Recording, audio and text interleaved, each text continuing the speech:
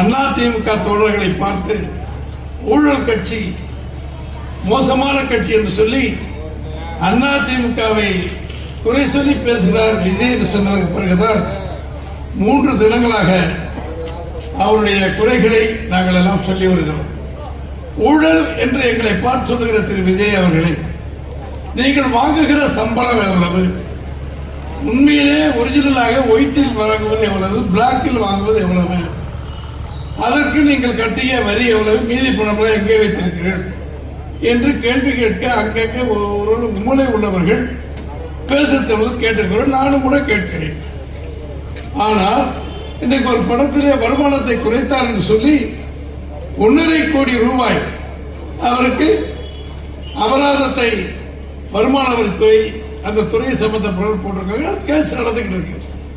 அது இல்லை, நான் கொடுக்க முடியாதுன்னு சொல்றது வழக்கு, நீ கொடுத்தாங்கிறதுக்கு வழக்கு அது நடக்குது.